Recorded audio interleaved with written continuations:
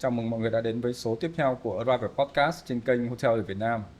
Ở kênh Hotel ở Việt Nam, Arrival Podcast này chúng tôi gặp gỡ những anh chị, bạn bè, đồng nghiệp làm trong lĩnh vực khách sạn, du lịch và hàng không. À, không phải là lúc nào cũng là các anh tổng giám đốc hoành tráng, đúng không? Anh Khánh hay nói là xịn sò, hay là các anh chủ đầu tư có tầm, có tâm, có rất nhiều tiền, và thỉnh thoảng cũng là những anh chị em làm nghề, những người rất là tâm huyết, những người đam mê. Thì rất vui mừng hôm nay Hiệp có một khách mời đặc biệt, và khách mời này cũng là một người bạn với Hiệp rất là lâu năm, bạn rất là thân, như là một người chị vậy. Xin giới thiệu chị Thủy. Chị có thể chào mọi người. À, xin chào Hiệp, em của tôi và chào tất cả mọi người. Trong số Arrival Podcast này, chúng tôi rất hân hạnh được đồng hành cùng với khách sạn Ben Maison Parosen Đà Nẵng ở 216 Võ Nguyên Giáp, một khách sạn 4 sao ven biển rất là nổi tiếng, vị trí rất trung tâm mà chắc chị Thủy cũng biết rất rõ, đúng không? Ăn dầm ở rể đấy và được khách sạn hỗ trợ rất là nhiều trong cái đợt Covid khi mà bọn mình làm dự án và có những lớp tập huấn ở đó. Ừ. Tức là mấy lần chị ở bên đấy, mấy lần? Ít nhất là 3 đợt, 3 đợt. mỗi đợt gần một tuần. Nói không phải khen người nhà, thực ra Ben Maison tài trợ thôi. Cũng rất cảm ơn bạn Trang và toàn bộ anh chị em khách sạn đã hỗ trợ cho số này. Tuy nhiên là Ben Maison cũng là một khách sạn thành viên của H&K Hospitality. Thì chị thấy dịch vụ khách sạn thế nào? Chọn bên Maison trước hết là có người nhà hỗ trợ. Tuy nhiên rằng là nó cũng phải đáp ứng được những cái yêu cầu của bên dự án, bởi vì là khi đấy là mình nhớ là là dự án là mang tên là nâng cao vị thế về kinh tế và xã hội cho người khuyết tật ở Việt Nam thông qua những lớp đào tạo về khởi nghiệp cho anh chị em là người khuyết tật. Do đó rằng là những cái yếu tố mà phải đảm bảo cái sự tiếp cận cho tất cả mọi người đều phải có.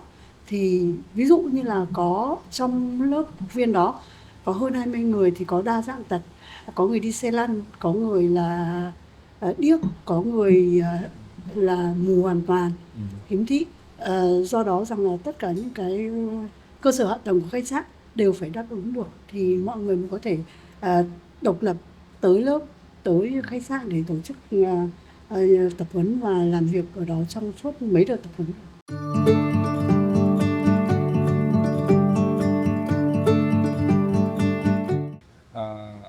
Hiệp chơi với chị Thủy, chị có biết bao nhiêu năm rồi không?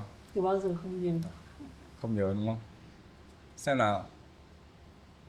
Em chưa bao giờ nhớ là mình gặp nhau thời điểm nào bắt đầu đâu. Chắc khi trước Bây giờ ngồi đây vừa hỏi câu này nó vừa hơi kỹ thuật, nhưng mà bây giờ nhớ ra là cũng không. Chắc khi là trước khi số 9 chớt nhà thờ ra đời. Trước khi Church nhà thờ ra đời. Chắc phải trước đấy nữa.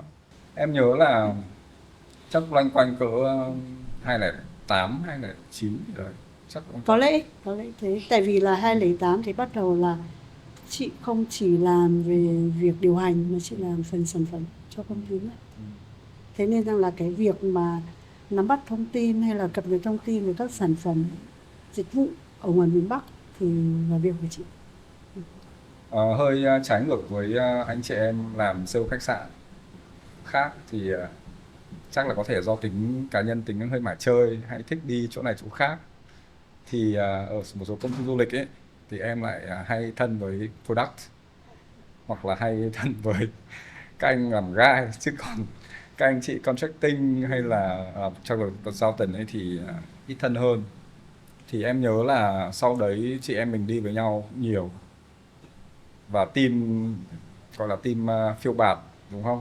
Thì chỉ có bờ bụi thì có toàn các chị và các em. Và chắc em là một trong mấy người con trai hiếm hoi nhỉ, có anh Lai, có anh Thái Sơn, đúng không? Có em, rồi sau em lôi thêm cả Tú nữa, rồi Dương bạn em. Còn lại thì toàn các chị làm du lịch. Thì có chị này, chị Diệp này, chị Hà Amaya này, chị gì ta? Có cả Dung nữa, đúng không? Thì phải kể với mọi người là chị Thủy như là một cái chị Google, hỏi về tuyến điểm này, hỏi về văn hóa này, cần tìm kiếm thông tin gì đấy. Có những lúc em đi trên đường em không biết đi bên lộ bên nào, vì hồi xưa chị em mình đi chơi làm gì Google Maps, chị cũng biết này, hoặc là có những cái sản phẩm lạ lạ hoặc những tuyến điểm lạ lạ, rồi để nhớ hãng, nhớ từng cốt này cốt kia, bên nào đi tuyến nào, bên nào hay đặt ở cái gì thì em cũng hay hỏi chị. Thực ra thì là do khách, do khách gợi ý, do khách yêu cầu, cũng là do nhạy cảm nghề nghiệp nữa. Mình đoán rằng là có thể là khách thích cái này thì khách cũng sẽ thích những cái kia, mà dân làm sản phẩm thì rõ ràng là không khi nào là muốn ngồi yên một chỗ, không khi nào là từ muốn. từ, nhưng mà vẫn đang thu đấy, nhưng mà đừng đừng mình nữa. Nghe không có quen, cứ chị em bình thường. Ừ, Thế là ừ, em phải giải thích một chút, tại vì khán giả ở Bravo Podcast nhiều khi mọi người sẽ không hiểu. Ở trong một công ty du lịch inbound á, thì sẽ có nhiều bộ phận, ừ. đúng không? Nhiều vị trí. Thì chị Thủy làm vị trí ở Hà Nội là product, làm sản phẩm. Làm product là làm gì thì xin mời chị giải thích cho mọi người hiểu thế nào là làm product. Sản phẩm trong một công ty du lịch thì chị vẫn hay bảo với mọi người rằng là cái gì bán được thì nó gọi đó là sản phẩm thôi. Cơ bản là cái người làm cái công ty du lịch đó sẽ đóng gói lại cái sản phẩm đó như thế nào để trở thành một sản phẩm, cái dịch vụ đó thành một sản phẩm Hoàn chỉnh. hoàn chỉnh. Ví dụ như là cũng có người chỉ cho thuê xe Vespa chẳng hạn, đúng không? Nhưng mà cái người làm sản phẩm đấy sẽ phải làm những cái thứ gì xung quanh cái Vespa đấy để có thể tạo ra một cái chương trình hay là một cái gói để có thể bán cho khách, từ gọi là từ đầu đến cuối, nó như là một câu chuyện, có mở bài, có thân bài, có kết luận. Và đương nhiên rồi, càng độc đáo thì càng có thể dễ mà không phải bị so sánh với bên nào. Đương nhiên là dễ thu tiền cho khách rồi, dễ thu tiền của khách, và khách trả tiền với một thái độ rất là sung sướng khi mà mình đã được nghe một câu chuyện và đã được trải nghiệm một thứ mà không có khách nào có. Thì bọn mình gọi đấy là sản phẩm là như thế. Chị ra trường một cái là chị làm cho Phoenix và làm sản phẩm luôn à? Hay chị là làm từ vị trí nào? Không, ra trường thì tay gậy tay vịn, đúng nghĩa đen, theo xe ô tô đi vào Hội An làm việc mấy tháng cho một cái dự án về tạo việc làm cho người khuyết tật. Khi đấy là một cái xưởng. Hiện tại thì xưởng đó đến Covid thì có đóng cửa.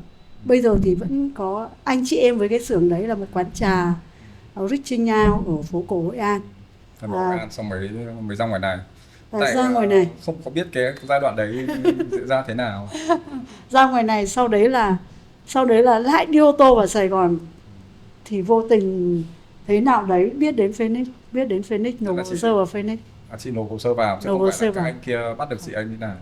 Không phải vào phải dọc đường giống em. Nộp hồ sơ vào, thế là ai phỏng vấn chị? Đầu tiên là anh Linh với cho. Cả hai anh phỏng vấn luôn một lúc. Sau là còn nhớ là anh Linh cứ bảo, anh George cứ bảo là sao mày nói về người khuyết tật, người ta bảo là thì em là người khuyết tật. Cũng có một chút đôi khi là mọi người nhìn vào thì thấy nghi ngại, tại vì là khuyết tật vận động ở chân là cái thứ mà có thể nghĩ là hạn chế đi lại, không đi lại được nhiều. Thì chị lại là cái đứa như em biết rồi, vẫn đi được, không mặt trận nào là không có mặt, mà đi nhiều hơn người bình thường. Mọi người mà nghe thấy quen anh Linh với anh George ấy, thực ra là phải nói cho mọi người biết tại sao cũng rất là liên quan đến Hotelier Việt Nam. Anh Linh thì là bellman của Metropole, đúng không? Anh George là FOM. Anh George là người training cho anh Khánh, host của chương trình, và chị Cao Huyền là trợ lý của anh Khánh, thì cũng là nhân viên của anh George. Thì anh Linh và anh George khi rời khách sạn Sofitel Metropole thì vào thành phố Hồ Chí Minh mở ra công ty du lịch Phoenix Voyage, hay là tiếng Việt là du lịch Phượng Hoàng. Nghe chảnh nhỉ, du lịch Phượng Hoàng. Là chuyên làm classic tour cho khách Pháp đến Việt Nam, và sau này thì cả các cái thị trường châu Âu khác nữa. Anh George thì là một cái người rất là sành sỏi, đúng không? Cũng sản sinh ra nhiều thế hệ sành sỏi khác, đặc biệt là ông Khánh nhà này. Ông Khánh có một thái độ rất là giống anh George. Em nghĩ là chắc là có gì đấy lây đấy. Không phải, nhưng mà rõ ràng là chính những cái yêu cầu khắt khe đấy mà tạo ra được những người mà đôi khi là cũng rất là kỹ nhưng mà khách hàng được lợi mà, tạo ra những cái quy tắc làm việc rất là tốt. Chị thấy được rằng là chính nhờ cái sự khó tính và đòi hỏi cao từ phía công ty cũng như là từ phía khách hàng mà mình tự nhiên trở thành người khó tính bất diệt, cũng như là biết nhiều, tại vì rằng là khi mà khách hàng có nhiều yêu cầu thì cũng đòi hỏi những con người làm trong đó phải luôn luôn là vận động, năng động, tìm hiểu để làm sao đáp ứng được nhu cầu của khách, nếu không thì sẽ bị đào thải. Đấy là điều đương nhiên thôi. Thế quay trở lại nhá, thì lúc đấy thì vào đã được làm, chắc chưa được làm product luôn đúng không? Chắc phải làm Không. điều hành hay Làm làm điều gì? hành, làm điều hành từ năm bắt đầu vào đó là cuối tháng 9 năm 2002. Ui, Là đấy em mới gì ta? Đại học năm thứ nhất. sau đấy là ra đầu năm 2005 thì ra Phoenix Hà Nội, văn phòng ở Hà Nội làm việc. Sau đấy là mãi đến 2008 và về sau nữa thì mới là làm sản phẩm, chứ không 2008. phải là làm sản phẩm ngay. Em nhớ là khi em nói chuyện mọi người đó, thì mọi người thỉnh thoảng em cũng một số lời offer công việc là sang công ty du lịch. Lý do là đấy bởi vì mình cũng chơi, gặp gỡ mọi người làm công ty du lịch nhiều, mọi người cũng biết mình, thì cũng biết là em biết tuyến điểm này tuyến điểm kia. Thế mọi người hỏi thấy nếu mà làm công ty du lịch thì thích làm cái gì, thì em hay nói đùa là thích nhất là làm product, bởi vì làm product rất là được đi rất là nhiều nơi, được đi khảo sát này, đúng không? Và chắc một năm em nghĩ là được đi tương đối phải 9-10 chuyến là ít nhất, mà thậm chí mọi người bảo là mỗi lần đi phải khảo sát phải đi 15-16 khách sạn để sai check, đúng không? Rất là mệt, nhưng mà được đi nhiều nơi là vui rồi. Hồi đấy mới đi làm mà được đi là thích rồi. Chứ còn nếu như các bạn làm điều hành thì rất là nhức đầu, đặt tour tuyến điểm và làm việc với hướng dẫn, xem nhà hàng, xem menu, điều phối này kia, mà thỉnh thoảng miss một thông tin thôi là đền khá nhiều tiền, đúng không? Nó cũng phụ thuộc vào từng công ty chia trách nhiệm ra như thế nào. Nhưng mà cái quan trọng chị vẫn nghĩ rằng là cái việc mà làm gì như thế nào trong một công ty như thế nào thì luôn luôn là cái sự chủ động của cái cá nhân đấy rất là nhiều. Ví dụ như đôi khi mọi người bảo rằng là làm đặt phòng ấy, học cấp 3 xong đạt được.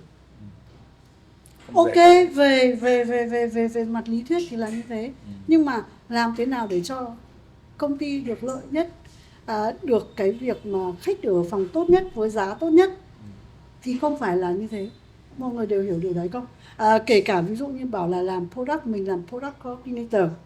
Đấy, chị làm như thế, mọi người trêu là product coordinator viết tắt là PC, nó như là cái computer ấy. Gì cái gì cũng phải biết. Ví dụ như là thậm chí rằng là có những tuyến điểm nhớ được cả là đi đến km thứ bao nhiêu thì có cái ổ gà, mà ổ gà đấy năm nào cũng có. Bởi vì trên miền núi làm xong thì mưa lũ thì nó lại trở lại như cũ.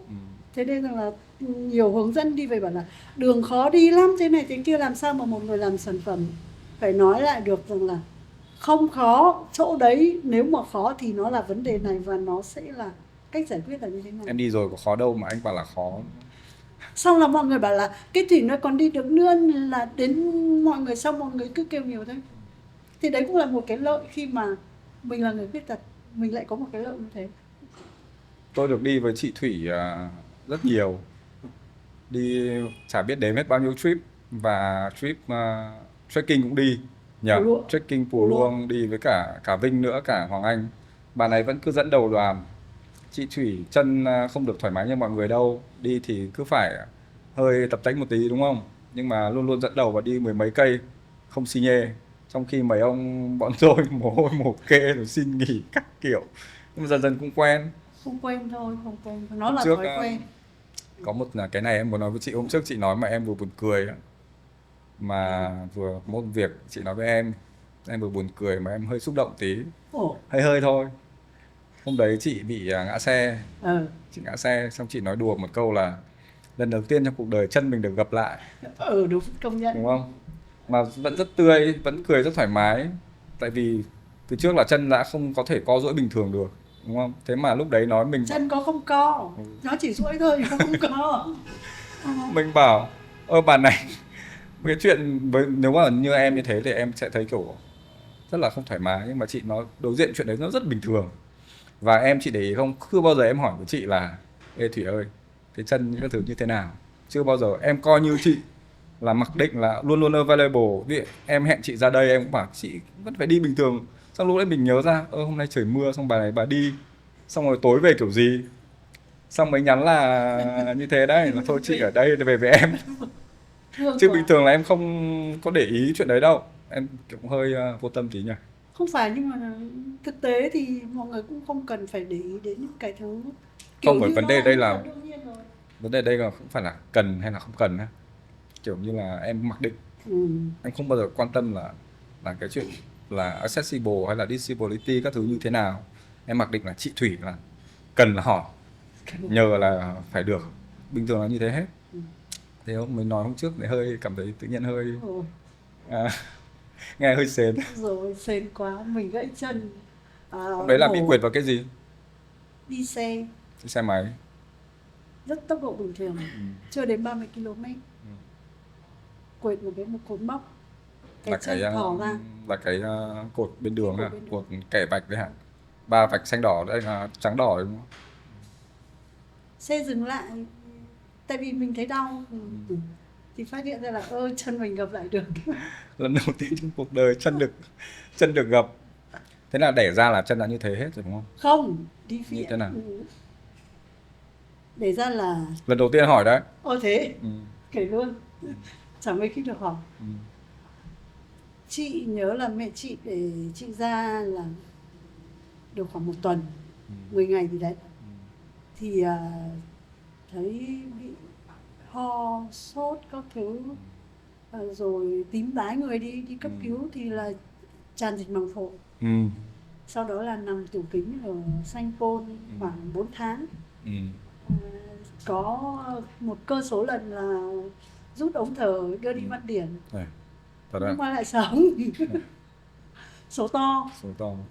số mới thâm chưa đen. 4 đứa xung quanh chết còn mình sống, kiểu thế.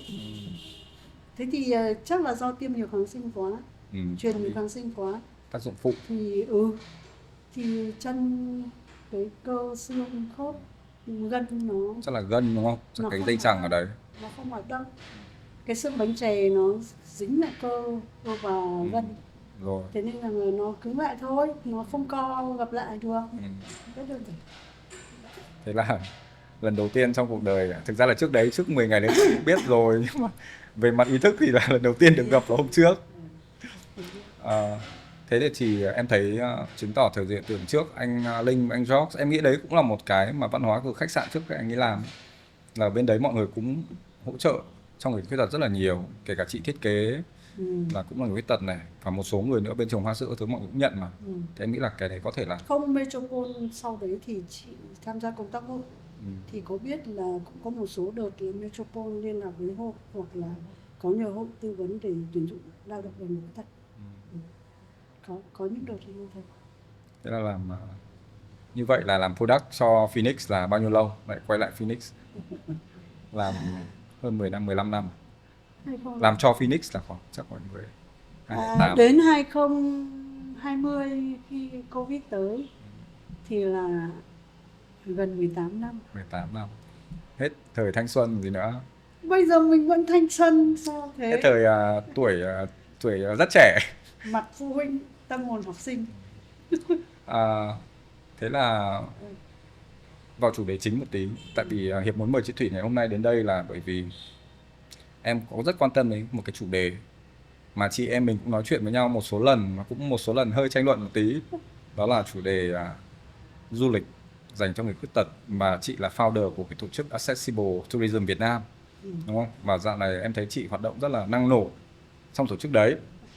Thì sau Covid thì em thấy chị tham gia luôn vào Abilis, là tổ chức NGO của Phần Lan đấy, mà hoạt động rất là nhiều trong các cái mảng này. Chị có thể chia sẻ thế nào lại là du lịch tiếp cận, chữ tiếp cận đây là gì, và du lịch tiếp cận và du lịch cho người khuyết tật nó khác nhau thế nào, là không, để cho khán giả mọi người cùng hiểu. Như thế này này, khi mà mình làm ở công ty du lịch thì cũng có một số có một số cái yêu cầu từ sale gửi đến là chị Thủy ơi, tại vì mình làm sản phẩm mà, chị Thủy ơi có những cái yêu cầu của khách là khách ngồi xe lăn thì mình phải bố trí tour như thế nào. Tại vì các bạn ấy cũng biết rằng là từ hồi sinh viên là mình đã tham gia các hoạt động xã hội liên quan đến vấn đề người khuyết tật rồi. Cũng có tổ chức tour cho nhóm mình là nhóm VTV Tia Sáng của người khuyết tật Hà Nội hay là hội người khuyết tật Hà Nội đi du lịch. Thế nên là cũng với kinh nghiệm như thế các bạn có hỏi, và cũng đấy là trách nhiệm của một người điều hành, một người làm sản phẩm ở miền Bắc thì cũng sẽ phải tư vấn cho các bạn. Thì thấy cũng khá là nhiều khó khăn từ nhiều phía, nhất là phía thông tin. Ví dụ như là bây giờ làm thế nào có một khách hàng ngồi xe lăn mà họ sẽ đi ở khách sạn nào thì phù hợp, không cần phải quá nhiều sự hỗ trợ của người khác. Hay là đi tham quan điểm nào thì hướng dẫn với cả lái xe không phải khiêng cái xe lăn đấy. Thì cá nhân chị thấy rằng là cái việc mà tìm kiếm thông tin những cái điểm đến, những cái dịch vụ đó gần như là ở Việt Nam là rất là hiếm. Thêm vào đó là có một lần nghe một bạn ở công ty nói thế này, ở văn phòng nói này: đã ngồi xe lăn rồi thì đi du lịch là cái gì? Khó quá mà cáu không tìm được Không tìm ra được dịch vụ thì cáu. supplier. Một kiểu như thế mình mới quay lại mình bảo là thế thì người khuyết tật hay người không khuyết tật thì cũng cần phải đi du lịch, cũng phải có nhu cầu tối thiểu như một con người mà. Bạn ấy đeo kính, nếu mà bây giờ bạn ấy không đeo kính nữa là bạn ấy cũng như người mù mà. Bạn có nhìn đến chữ đâu khi mà bạn ấy không đeo kính. Thì cái kính đấy là cái dụng cụ hỗ trợ để xóa bỏ cái rào cản là bạn ấy không nhìn thấy đi.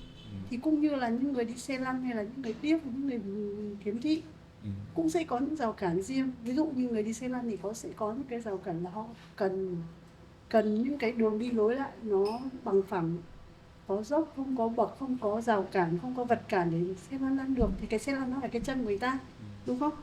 Người khiếm thị thì người ta có cái gậy trắng thì có thể dẫn đường. Mọi người cũng có thể thấy được rằng là cái vạch kẻ ở trên vỉa hè là để hỗ trợ người ta có thể là đi được một cách nhận biết đường một cách tốt nhất. Hay là ví dụ như là người câm điếc chẳng hạn, thì mọi người vẫn thấy là bây giờ nếu mà mọi người đi lên miền núi thôi, không phải đi đâu xa, gặp một người dân tộc Mông thì cũng khác gì người điếc với câm đâu. Nói hai người ngôn ngữ không hiểu nhau, cần phiên dịch thì người ta điếc người ta sẽ cần phiên dịch ngôn ngữ ký hiệu, thì đấy là ngôn ngữ. Thì cái mà mình nói ở đây là du lịch tiếp cận hay là du lịch cho người khuyết tật. Với tổ chức du lịch thế giới thì mà bây giờ gọi là UN Tourism, là một tổ chức của Liên Hợp Quốc, thì người ta định nghĩa rằng, hay là những cái tổ chức du lịch khác thì người ta định nghĩa cơ bản là này: du lịch tiếp cận là mọi dịch vụ, bất kể là về vật chất hay là không vật chất, phi vật chất, đều có thể để cho mọi người, chứ không phải chỉ riêng người khuyết tật hay là riêng người già, người trẻ, để cho tất cả mọi người có thể là tiếp nhận được, sử dụng được như những người mà không bị cản trở bởi chức năng hay là như thế nào cả. Ví dụ như là một khách sạn thì tất cả mọi người đều có thể ngồi, đứng, nói chuyện được với người lễ tân khi đấy, hay là khi mà bước vào cổng thì ai cũng có thể bước vào được một cách độc lập nhất có thể. Đó. Nói là độc lập thì có nghĩa rằng là có thể là sẽ cần sự hỗ trợ khi cần thiết, nhưng mà cái sự độc lập đấy ở chỗ rằng là cái người sử dụng người ta phải có quyền quyết định là người ta có sử dụng nó hay không, và khi mà người ta muốn sử dụng là người ta phải có quyền được sử dụng. Khách sạn không có một cái bậc, hay là khi mà có bậc, có người khuyết tật dùng xe lan chẳng hạn, có đường dốc di động kê vào, thì đấy là gọi là cách hiểu nôm na là như vậy. Và bây giờ thế giới thì người ta sẽ không gọi là chú trọng, chỉ chăm nói rằng là dành cho người khuyết tật, dành cho nhóm người này, dành cho nhóm người kia, mà người ta sẽ đang đưa ra cái khái niệm và hướng tới là du lịch cho tất cả mọi người, để mọi người đều có thể hòa nhập và không có phân chia cái khoảng cách nào. Điều này rất là rõ về tâm lý. Ví dụ như là khi mình đi khảo sát một khách sạn ở trong Đà Nẵng, cái anh đấy anh bảo là Bên tôi cũng có phòng dành cho người khuyết tật theo quy định của Việt Nam chị ạ. Tuy nhiên tôi kể cho chị một câu chuyện này thì cũng thấy là nó là một thứ bất tiện mà sẽ cần phải có một cái khái niệm hay là một cái định nghĩa nào đấy mới hơn, hay một cái cách làm để mới hơn. Yêu cầu là cái phòng mà dành cho người khuyết tật, mình vẫn gọi là như thế, thì phải treo một cái biển là có một cái hình xe lăn, đúng không? Đấy là cái biểu tượng quốc tế để nói rằng là cái công trình này, cái thứ này là dành cho người khuyết tật, dành riêng. Đấy. Tuy nhiên rằng là khi đấy khách sạn hết phòng, full phòng, overbooking, phải chuyển khách sạn khác, nhưng mà khách thì hàng thì nhất định là không ở phòng đấy. Bởi vì khách hàng bảo tôi có phải là người khuyết tật đâu mà tôi ở phòng đấy làm cái gì. Vậy nên rằng là thế giới người ta đang đưa ra cái hướng rằng là những cái thiết kế nó không phải là thiết kế dành riêng nữa, mà là thiết kế phổ quát, mang tính bao trùm để mọi người đều có thể sử dụng được. Chẳng hạn như là cần có bậc, nhưng mà sẽ có những cái dụng cụ hỗ trợ là cái đường dốc, khi cần thì có thể đặt lên, hay là những cái nút bấm như là những cái thang nâng tự động để mà người ta có thể đi vào trong thang bấm đó. Mình nhớ là ở khách sạn Đà Nẵng có một khách sạn làm kiểu như trước mặt tiền là đường bậc rất là nhiều, nhưng mà bên cạnh đó thì họ có cái thang nâng, để mà khách mang vác hành lý nặng hay là khách hạn chế vận chuyển đi lại đều có thể là vào cái thang nâng đấy để mà bấm lên và tự động lên.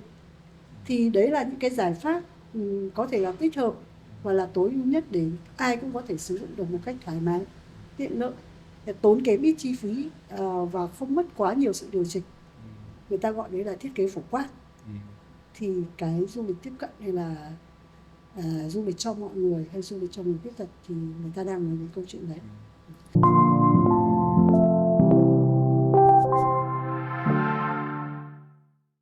Em nghĩ có thể là do cái khái niệm nữa, bởi vì tiếng Việt dùng chữ tiếp cận ấy. Ở tiếng Anh thì mọi người dùng từ là accessible, thì em cảm nhận nó đủ nghĩa hơn. Tự nhiên tiếng Việt dùng từ tiếp cận, thì khi dịch từ chữ tiếp cận sang tiếng Anh thì lại có thể dịch thành rất nhiều từ khác nhau. Nhưng khi tiếng Anh dịch sang ấy, thì chỉ chọn được mỗi cái từ tiếp cận để thể hiện thôi. Rõ ràng là tiếng Việt và tiếng Anh đều có những cái lợi thế riêng, mà có rất nhiều từ khi mà dịch sang ngôn ngữ này thì không bao hàm được hết, cũng như là ngược lại sẽ có rất là nhiều từ không như vậy. Thế nên là thậm chí là khi mà chị làm dự án về du lịch tiếp cận từ năm 2016 thì có nhà báo, các chị đặt tên dự án là du lịch cho mọi người, thúc đẩy du lịch cho mọi người. Có một số báo chí bảo rằng là bọn em cứ gọi là du lịch cho người khuyết tật nhé, không mang tính câu view một chút, cũng muốn tham gia thu hút sự chú ý của nhiều người hơn một chút. Tuy nhiên rằng là nhóm thì vẫn muốn rằng là nói là du lịch cho mọi người, du lịch tiếp cận cho mọi người. Nguyên văn cả phrase là du lịch tiếp cận cho mọi người thì nó sẽ ok hơn, bao trùm hơn, bao hàm hơn, rộng nghĩa hơn. Em muốn nhấn mạnh một tí ở điểm này một chút là khi lúc đầu em cũng không có suy nghĩ nó tới đâu. Nhưng khi em đi công tác, đi du lịch ở những cái nước khác thì em thấy đặc biệt nhá, là ở Trung Quốc, ở Đài Loan, ở Hàn Quốc, ở Nhật Bản, 4 nước đấy thì thứ nhất là em thấy một là người già, người già, đặc biệt là ở Hàn Quốc và Đài Loan, người già chống gậy rất nhiều, và những nước khác thì đi xe lăn rất là nhiều, và các bác ấy vẫn đi du lịch bình thường. Thế thì mình mới quay lại mình nghĩ là cái khuyết tật ở đây nó chỉ là một phần trong cái tổng thể là du lịch tiếp cận cho mọi người như chị nói thôi. Bởi vì bất cứ ai trong chúng ta có thể một ngày nào đấy sẽ bị ngã này, bị làm vấn đề ở chân này, rồi ai cũng không già đi. Thì được già đi là may. Và như bố mẹ người Việt Nam mình, những người lớn tuổi luôn luôn có một cái ấn định ở trong đầu mọi người là già đi thì thôi khỏi đi đâu, đúng không? Chừng nào còn khỏe thì còn đi, khi mà mệt rồi thì thường các cụ ở nhà. Nhưng ở các nước nó chỉ cần hơi tiên tiến hơn Việt Nam mình một chút, và Việt Nam mình sẽ sợ sớm thôi. Thế lại nhiều gia đình mọi người cũng đi mà, thì đi xe lăn có những công cụ hỗ trợ là các bác vẫn đi du lịch bình thường, và họ lên xe buýt có thang nâng đi lên, họ vào khách sạn và trong hướng dẫn họ cũng có người hỗ trợ bình thường. Thì em nghĩ đây là một cái xã hội văn minh cần phải có, chứ nó không đơn thuần nó chỉ nằm ở khu vực là du lịch dành cho người khuyết tật hoặc những cái vấn đề mang tính chất từ thiện, mà nó nên là một cái vấn đề là nhận thức của toàn xã hội, đúng không? Nhưng nói thật là hồi xưa vẫn nghĩ theo kiểu vòng tròn con bò cả trứng ấy. Tại làm khách sạn để dễ cho mọi người, Ừ.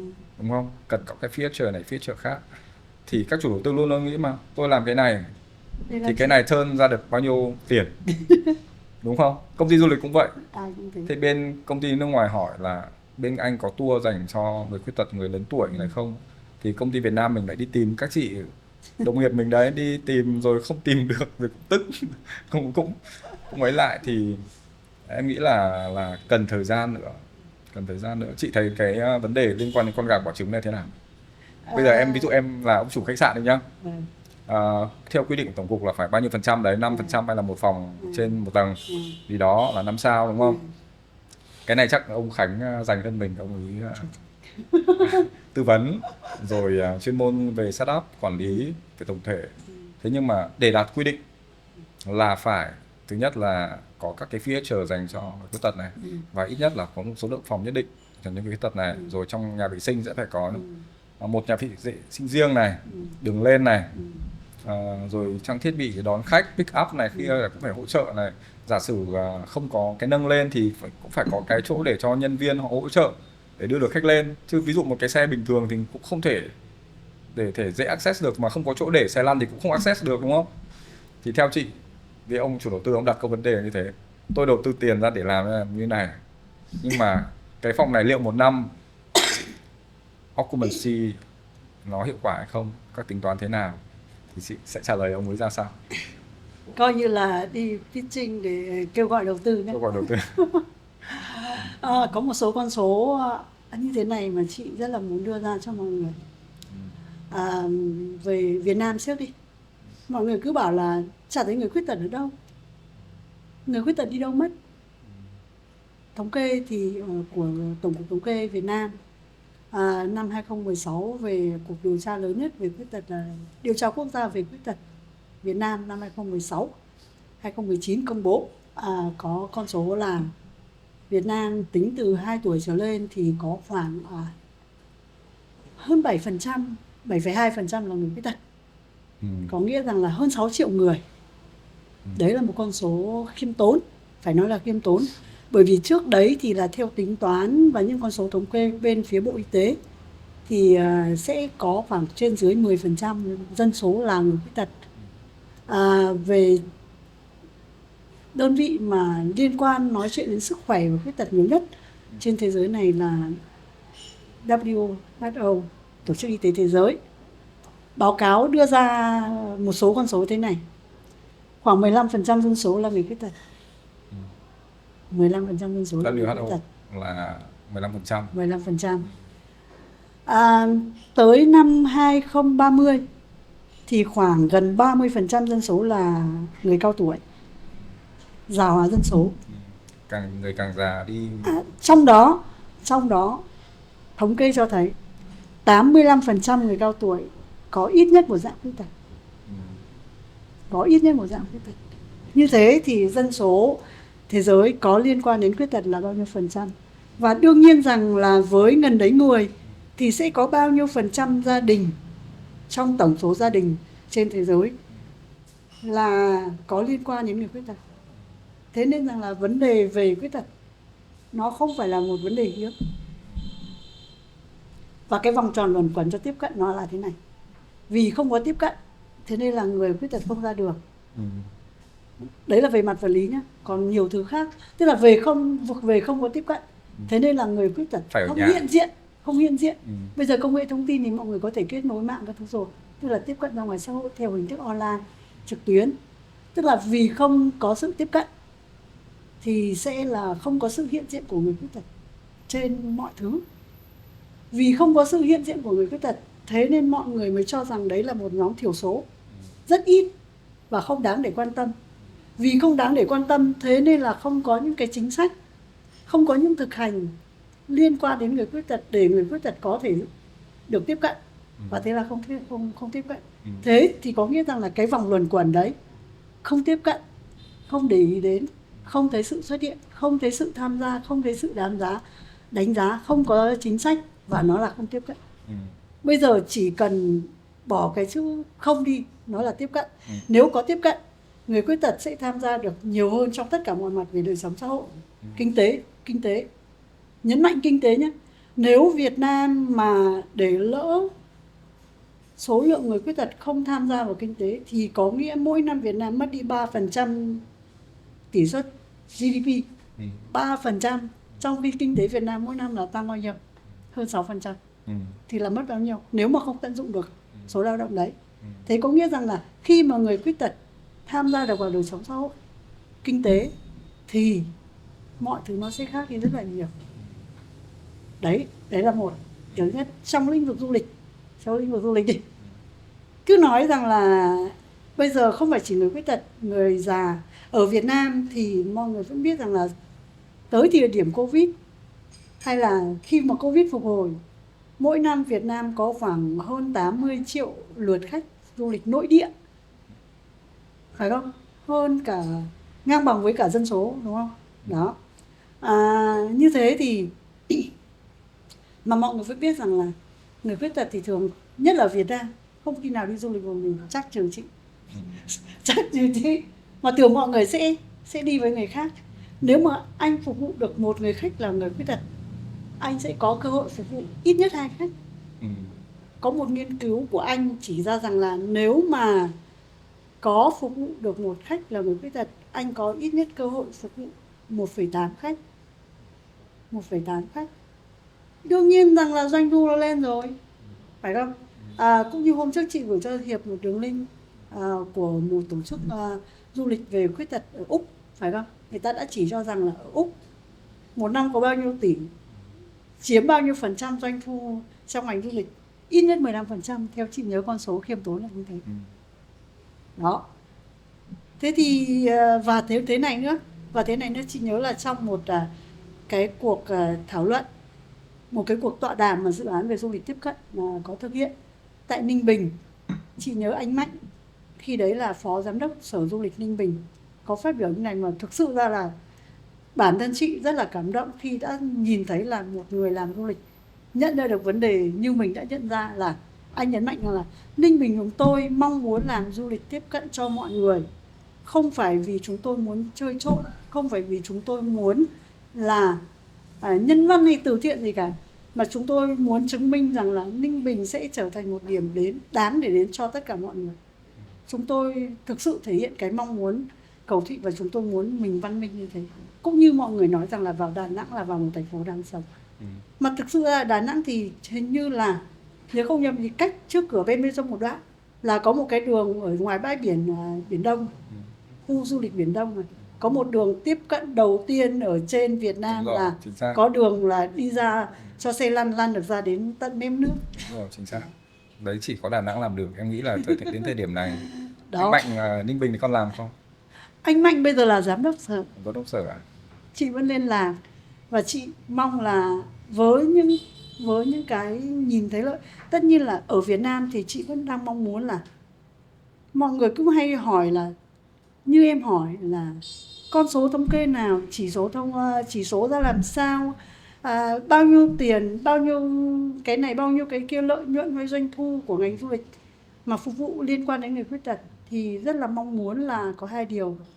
Trước hết là cái chỉ số thống kê của du lịch phải có những chỉ tiêu hay có những con số thống kê liên quan đến người khuyết tật, cũng như là liên quan đến là trong 80 triệu lượt khách đấy có tỷ lệ là lứa tuổi là bao nhiêu, hay là thậm chí rằng là bây giờ thế giới người ta thường lồng ghép vấn đề giới và hòa nhập xã hội vào, thì là phụ nữ, bao nhiêu phụ nữ là người tay hòm chìa khóa được đi du lịch trong nước. Nó là cả vấn đề đi là tầm chị hơi em phi quyết công định một không? chút. Đấy thì nó sẽ là một là về phía là quản lý du lịch, chị nghĩ là cần có những cái dấu hiệu như thế. Còn đâu về phía cá nhân và tổ chức, hiện tại là hội người khuyết tật thì cũng rất là mong là làm sao chính bản thân hội, hay là chị muốn là làm một cái nghiên cứu một cách chỉn chu quy mô về câu chuyện là hiện trạng về người khuyết tật ở Việt Nam đi du lịch. Người khuyết tật đi du lịch ở Việt Nam có nghĩa rằng là cả người Việt Nam và cả khách nước ngoài. Thì từ những cái chứng minh đó, từ những cái thực tế đó, mình thì đang nhìn thấy sự thật rồi, nhưng mà không có sự thật nào phải qua những con số cân đo đong đếm được thì mới có thể là thuyết phục được. Thì cần thì đó. Việc này em thấy đòi hỏi cũng nhiều hệ giá trị này, rồi quy định nhà nước ở nhiều bộ ban ngành, nhiều lĩnh vực, đúng không? Ngay kể cả quy định về khách sạn nhá. Ở Việt Nam mình vẫn là 4 sao thì không quá bắt buộc, 5 sao là bắt buộc. Nhưng bây giờ có phải ai cũng có tiền ở 4 5 sao đâu, Chính xác là đúng không? câu lạc bộ chấn thương cuộc sống của Hà Nội đi du lịch ở đâu mọi người cứ bảo là sao cái bọn này cứ suốt ngày đi 4 5 sao thế. Thì các anh chị là người mà thường là gặp tai nạn, phải ngồi xe lăn và liệt của chấn thương cuộc sống. Mà nếu mà không ở những khách sạn đấy thì làm sao mà đi lại tự động được, đi động phải có người khiêng. Khi ở những cái khách sạn đấy thì các anh chị có thể là đi du lịch một mình được, khi mà họ có thể tự lên xuống, tự ra vào, tự di chuyển được. Tại vì là cái xe lăn nó là đôi chân, rồi khi đôi chân không đi cản thì vấn đề đó được. Nhưng trên thực tế có thể là mọi người chưa thấy là thế này. Về mặt chính sách pháp luật của nhà nước mình thì phải rất là tự hào. Các bạn nước ngoài cũng có khen ngợi là ở Việt Nam hệ thống chính sách pháp luật về vấn đề người khuyết tật tương đối đầy đủ so với nhiều nước. Yeah. Chứng tỏ mình vẫn còn đang hơi đòi hỏi cao quá với các bác nhà mình ra chính sách, đúng không? Không phải, mà việc thực thi chính sách. Việc thực Câu thi chuyện nằm ở thực thi chính sách. rồi. Và doanh nghiệp nữa, đúng không? Thì tất cả mọi người mà, tất cả chúng ta khi sống và làm việc theo pháp luật thì phải thực thi chính sách. Mọi người có biết hay mọi người không biết, hay là mọi người có biết nhưng mọi người không làm, hay mọi người có làm nhưng mà làm chưa thực sự chuẩn, thì đấy là rất là nhiều câu chuyện. Về xây dựng, ví dụ về xây dựng công trình công cộng chẳng hạn, khách sạn, nhà hàng, điểm vui chơi, nhà bảo tàng đều là một trong 9 loại công trình công cộng mà nhà nước mình quy định. Lẽ ra là khi xây dựng sẽ phải áp dụng theo quy chuẩn Việt Nam 10/2014 của Bộ Xây dựng đưa ra. Đấy là quy chuẩn Việt Nam về yêu cầu là xây dựng các công trình công cộng có tiếp cận dành cho người khuyết tật. Trong đấy, ví dụ như là về phòng ở lưu trú, sẽ mỗi khách sạn hay là mỗi nơi cho thuê, kể cả nhà ở cho thuê, đều phải có ít nhất một phòng tối thiểu. Lên cao nữa khi mà đạt mức cao hơn thì ít nhất là 5%. Nếu mà không có thang máy thì cái phòng đấy nó phải ở tầng 1. Lỡ có cháy nổ hay là di chuyển một thứ. Quy chuẩn quốc gia là thứ quy định mà gần như là phải, không phải gần như mà bắt buộc phải tuân theo. Nó chứ không phải là tiêu chuẩn. Nếu mà là tiêu chuẩn thì nó chỉ là cái thứ gọi là khuyến khích. Quy định về xếp hạng khách sạn của Việt Nam cũng chỉ là một tiêu chuẩn TCVN số nào đấy, mới nhất là ra đời, là mới nhất là được điều chỉnh năm 2019 nếu không nhầm. Khuyến khích nhưng không bắt buộc. Khuyến khích nhưng mà quy chuẩn quốc gia thì là bắt buộc. Vấn đề là thực hiện nào, chế tài nào. Hiệp làm không đúng à, phạt 5 triệu, phạt 10 triệu. Chị biết có một ví dụ rõ ràng nhất chuyện này là gì không? Là vỉa hè Hà Nội này, chị thấy đúng không? Vỉa hè rất nhiều, cái đường có cái đường gân để dành cho người cái đường gân đấy xây dựng cũng không, nó phải là màu vàng, nó phải là phẳng, nhiều khi nói lệch một chút. Nếu mà mọi người đi sẽ thấy điển hình là vỉa hè ở phố Láng Hạ, người ta cắt cái viên gạch ra và người ta xếp vào đây. Người ta đi ở trên đấy người ta sẽ thấy rất là đau chân, nó không thoải mái một chút nào, nhưng mà cũng không có cơ hội để đi đâu bởi vì ô tô luôn đỗ kín rồi. Rồi em vẫn nói với chị đấy, có lúc thì đang đi thì dẫn vào gốc cây và cột điện, thì là dẫn ông khiếm thị đúng không? Đi thì lại đi dẫn ông vào gốc cây hoặc là giữa hai hố ga. Thì cái hố ga lẽ ra là phải để nó ra khỏi cái con đường đấy, nó sẽ phải phía bên ngoài, thì mọi người lại cho luôn cái hố ga đấy, cống đấy ngay trước giữa đường luôn, giữa vỉa hè luôn. Thực ra thì cái việc đấy chị nghĩ là không cố tình, nó sẽ có hai yếu tố. Một là không hiểu biết, thứ hai nữa rằng là ví dụ như là một vỉa hè của mình nó có diện tích, nó có chiều rộng quá là bé, người ta không thể né cái hố ga đi được. Cái câu chuyện là người ta sẽ phải làm cái đường dẫn nó hơi vòng ra một chút, và người ta sẽ phải làm chuẩn thôi. Câu chuyện đấy thì rất là dài, rất là nhiều. Tiếp cận làm sao để mà thậm chí rằng là người không khuyết tật hay người khuyết tật tiếp cận được đến những văn bản pháp lý đấy, biết được những cái đấy để mà thực hiện cho đúng. Thế thì bây giờ sau khoảng độ thời gian sau Covid nhỉ? Sau Covid là chị làm cho Abilis này, và bây giờ thì chị có cái trung tâm giấy riêng của chị, cái tổ chức riêng của chị. Accessible Tourism Việt Nam. Dự định sắp tới của chị với tổ chức sẽ thế nào và công việc sắp tới của chị dự định thế nào? Cái đấy thì cũng không hoàn toàn nói là hoàn toàn là một tổ chức riêng, cũng không đúng, mà nó là một câu chuyện như này. Đấy cũng xuất phát từ cái việc mà tại sao lại làm du lịch tiếp cận ấy. Thì năm 2016, năm đấy là khi đấy còn là tổ chức du lịch thế giới chứ chưa phải là tổ chức du lịch Liên Hợp Quốc như bây giờ. Vừa mới đổi tên từ đầu 2024. Khi đấy là UNWTO, bây giờ là UN Tourism khác. Tổ chức du lịch thế giới thì hàng năm có chọn ra ngày 27 tháng 9 là ngày du lịch thế giới. Và mỗi năm sẽ có một chủ đề. Năm 2016 là chủ đề là du lịch tiếp cận cho mọi người, thúc đẩy du lịch tiếp cận cho mọi người. Đó. Thì cũng năm đấy thì xuất phát từ những bức xúc của người làm nghề cũng như là người, cứ coi như là mình là người khuyết tật và mình được hưởng lợi từ cái đó. Thì chị với cả nhóm Vì Tương Lai Tươi Sáng của người khuyết tật Hà Nội mà chị tham gia từ những năm 2000. Khi đấy chị là trưởng nhóm, bắt đầu làm trưởng nhóm. Chị Hà với mấy chị đấy đúng không? Gặp rồi. Làm trưởng nhóm thì có viết một cái đề xuất dự án mong muốn là làm thế nào để xây dựng cái trang thông tin về du lịch tiếp cận để cho người trong ngành, bản thân mình, các bạn đồng cảnh cũng có thể tìm kiếm thông tin được một cách dễ dàng khi đi du lịch, khi làm tour. Thì các chị có làm một dự án đó mang tên là xây dựng trang thông tin về du lịch tiếp cận. Nếu mà bây giờ mọi người có search từ khóa là trang thông tin về du lịch tiếp cận ở Việt Nam thì sẽ ra rất là nhiều bài báo đưa tin. Năm 2017 khi dự án kết thúc đó, thì dự án đó được quỹ Abilis Phần Lan tài trợ. Sau đó thì thấy rằng là mình có tập huấn về du lịch tiếp cận, về cách đo đạc, về cách giám sát đánh giá một công trình thế nào là tiếp cận vẫn chưa đủ, đi khảo sát thì vẫn chưa được nhiều. Thì nhóm lại tiếp tục làm một dự án tiếp là thúc đẩy du lịch tiếp cận cho người khuyết tật ở Việt Nam, để mà tổ chức những cái hội thảo, những cái tọa đàm cũng như là những chuyến tham quan, chia sẻ, đánh giá, khảo sát về liên quan đến câu chuyện về du lịch tiếp cận. Đấy là có dịp là gặp anh Mạnh ở Ninh Bình là như thế. Đấy. Thì nhóm vẫn tiếp tục làm những công việc như thế. Hiện tại thì không còn fund nữa. Tuy nhiên rằng là cũng nhờ Covid, phải nói là nhờ Covid mà khi đó thì mọi người trong ngành du lịch là dừng, đúng không?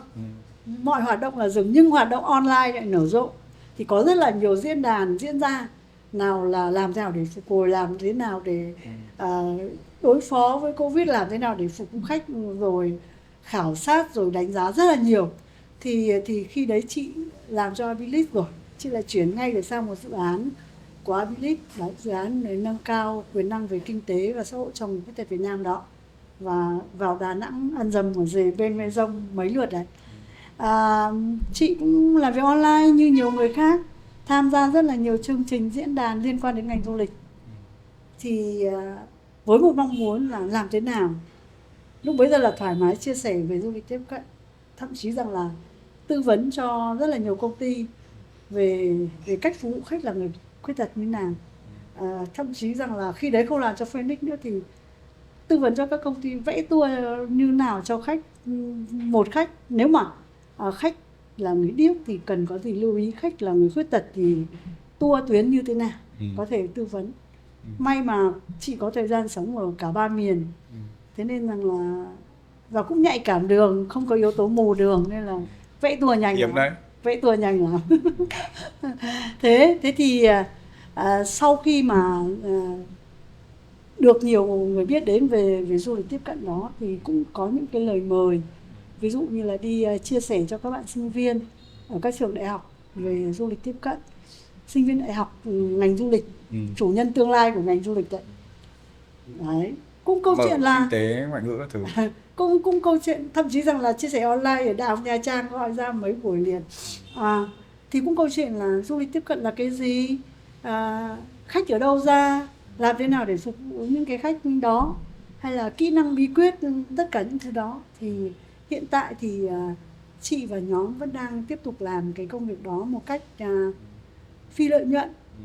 chưa bao giờ thu một đồng nào, chưa bao giờ thu một đồng nào. Chắc là Mà ít. bây giờ có còn fund không hay như thế nào? Không, từ sau 2019 thì là dự án đó hết, Ừ. dự án đó hết. Thì các chị cứ làm công việc đó, Tức là chia song sẻ. song với các cái công việc làm cho Abilis lúc đấy vẫn từ 2019 vẫn cứ làm cho ngấm ngầm làm. không nổi chứ ngấm ngầm đâu, lúc nào cũng quảng cáo, lúc nào cũng quảng cáo một cách rất là nhiệt tình và rất là mong nhiều người quảng cáo.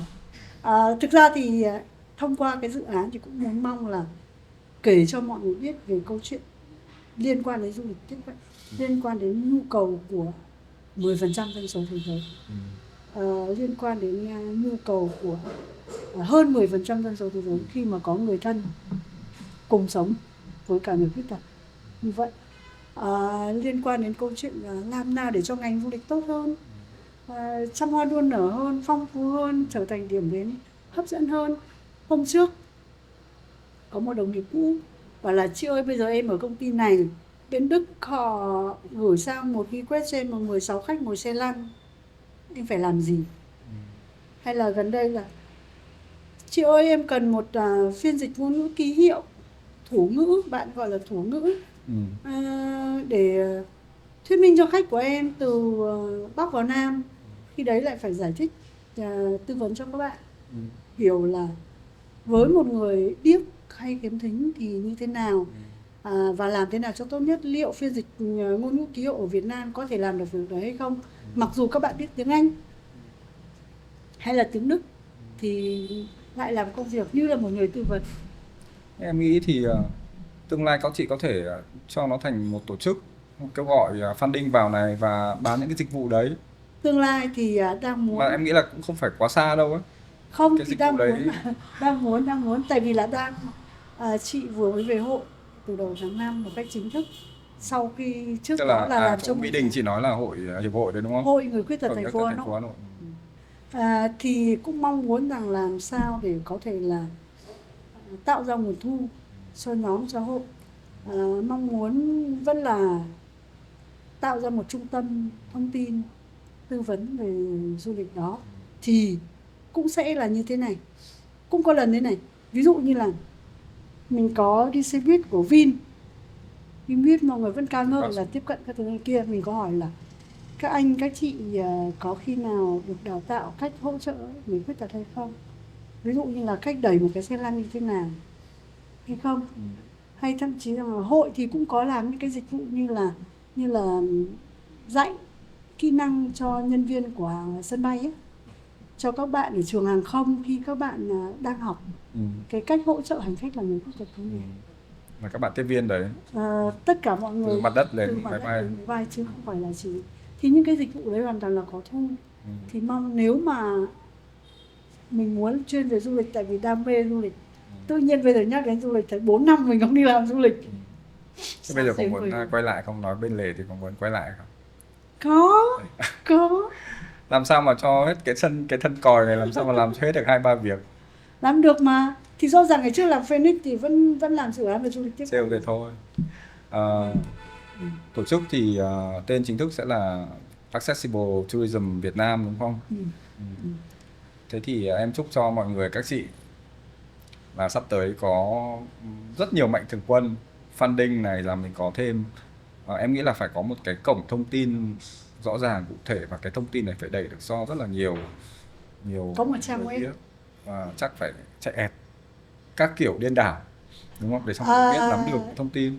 Như em nghĩ rất nhiều bây giờ các em trẻ làm du lịch điều hành á, không biết đâu và hỏi những câu rất lơ ngơ, thậm chí nhân viên em hỏi những nhiều câu rất là lơ ngơ, tức là không có cái nguồn thông tin để mọi người tham khảo, và đấy mình có thể sử dụng những dịch vụ tư vấn này, hỗ trợ này. Chị nghĩ là mạnh thường quân thì ít thôi, nhưng mà khách hàng thì nhiều lên. Ví dụ SNK có đào tạo cho nhân viên của mình về cách phục vụ khách là người khuyết tật. Chắc chắn rồi. Mình sẽ làm. Chắc chắn rồi. Một dạng như thế. Bây giờ mà ví dụ như là đóng gói một sản phẩm được để mà cả tập đoàn Vin, cả tập đoàn Sun, cả tập đoàn Mường Thanh cần đến dịch vụ đấy. Có khi phục vụ không hết. Hay là chuyển mình sang đấy làm, khi nhiều việc em thấy tiềm năng lắm. Nhiều việc. Ở bên chị là bây giờ có bao nhiêu chị em? Hiện tại không, hiện tại thì chị làm cho hộ, hiện tại làm cho hộ. Không, em nghĩ em nói accessible tourism Việt Nam Accessible thì Tourism hoạt động có trong 2-3 người thôi, ba người thôi. Thế là ở ít. trong nhóm làm việc một cách rất là tình nguyện. Chính vì thế nên là đôi khi nó cũng sẽ có những cái hơi lên xuống một chút. Khi mà công việc của mọi người thì ai cũng cơm áo gạo tiền, cái đấy phải là bền vững trước tiên thì mới có thể nói là làm được cái gì. Trước hết cũng như là khi mà mình làm du lịch, còn ở công ty thì có rất là nhiều sự kiện mà lẽ ra mình muốn tham gia nhưng mà vì công việc mình không thể tham gia được. Đương nhiên là công việc của mình vẫn sẽ là ưu tiên hàng đầu rồi. Đấy thì mong sao sớm sẽ có một trung tâm thông tin và tư vấn dịch vụ liên quan đến du lịch tiếp cận cho mọi người. Chị nghĩ đóng gói sản phẩm đấy cơ bản là các ông khách hàng của mình như ông Hiệp, ông Khánh có thay đổi chút tư duy nào đấy. Ông Khánh, ông Hiệp thay đổi tư duy rồi nhưng người quyết định là ông Khánh. Có thay đổi chút tư duy nào đấy để mời bên mình về. Đúng đấy, em thực ra là Về làm tư nói vấn. đùa thôi nhưng mà rất thật. Tại vì khi tiếp cận các dự án khách sạn ấy, thì em và anh Khánh và các chuyên gia là hay làm concept. Thì thường trong bước làm concept nhá, thì mọi người hay nghĩ nhiều hơn đến sản phẩm có gì hay, có gì mới, đáp ứng được các cái yêu cầu của thị trường như này. Nhưng yếu tố accessible á, thường là sẽ để sau. Lúc đầu luôn luôn nghĩ cái gì nó tươi tươi hay hay trước, cái gì có câu chuyện trước, cái gì nó độc đáo trước, cái gì nó giải quyết được nhu cầu hoặc cái vị thế của miếng đất trước khi nghĩ đến là sau đấy là có những cái gì sau đấy. Bước tiếp theo là các chuyên gia khác làm thì mọi người sẽ chia bao nhiêu phòng cái này cái khác, cái lúc đấy là kiểu nó automatic ấy, nó đi vào. Nhưng em nghĩ nếu mà để mà làm sâu hơn ấy thì chắc cần phải làm kiểu nó cũng kỹ hơn. Ví dụ như là một cái sản phẩm bungalow chẳng hạn, thế bungalow nó phải thế nào, chứ nếu khách sạn thì rất đơn giản, nó đường lên rồi phòng rồi nhà vệ sinh rồi các cái feature ra làm sao. Nhưng mà bungalow thì nó lại chuyện khác, villa biệt thự nó lại cũng là một chuyện khác nhé. Không, Việt Nam có tiêu chuẩn Việt Nam cho những cái khu đó mà có mà, có hết mà, đâu có thiếu đâu, mọi người có Apply mà thôi đúng không? Bây giờ mình cũng phải rút thêm một kinh nghiệm nữa. Cứ hình dung rằng này, ví dụ như là một đời tổng thống nào đấy, như đã có trong một đời tổng thống của ông ấy là tận mấy chục năm, là ông ấy ngồi xe lăn đấy. Nếu mà ông ấy ngồi xe lăn và ông ấy sang thăm Việt Nam xem làm nào để phục vụ ông ấy? Bế luôn vào Metropole này. Thời lượng của mình thì cũng không có nhiều, cũng bao nhiêu lâu rồi nhỉ? Chắc cũng phải cỡ 1 tiếng nhỉ? Thì rất cảm ơn chị hôm nay đã dành thời gian cho em. Em hy vọng là cái chủ đề này của mình á, thực ra chủ đề này nó rất là rộng và cũng sẽ đụng rất là nhiều mảng miếng vấn đề này vấn đề khác, thậm chí có những cái vấn đề mà mình không có khả năng xử lý được, đúng không? Nhưng cũng là đưa ra tiếng nói, và hy vọng qua chương trình này, qua podcast của kênh Hotel ở Việt Nam này, bọn em có thể đóng góp một phần nào để truyền thông được, để đưa được thông tin, đưa được cái kiến thức cần thiết cho mọi người trong lĩnh vực khách sạn du lịch, kể cả những người trong lĩnh vực khác nữa, để hiểu thêm về du lịch tiếp cận này, hiểu thêm về thế nào là tiếp cận, thế nào là người khuyết tật này, các cái khái niệm này, và cũng để hiểu thêm một con người rất là hay ho. hay ho thật, cũng hay bị ho, hay bị ốm. Không hay bị ốm, chỉ hay bị ho. Làm cho lĩnh vực du lịch, và chắc sắp tới quay lại thôi, vì cái con người này không bỏ du lịch được đâu. Cảm ơn chị rất là nhiều. Cảm ơn tất cả mọi người. Thực ra thì chị cũng cảm ơn Hiệp để chị chia sẻ. Cái việc mà làm tư vấn hay là như thế kia, mọi người cứ nghĩ là quá phức tạp, nhưng mà có thể chỉ cần khoảng 1 tiếng, 2 tiếng, tùy từng đơn vị, tùy từng tổ chức mà mình có thể nói như thế nào, tư vấn như thế nào hay là làm như thế nào để mọi người, cái đấy không quá khó. Nếu mà mọi người có ý định, mọi người sẽ tìm ra cách, không có gì bảo là mình không có khả năng làm đâu, mình có muốn làm hay không thôi. Rồi, cảm ơn. Ok, cảm ơn chị.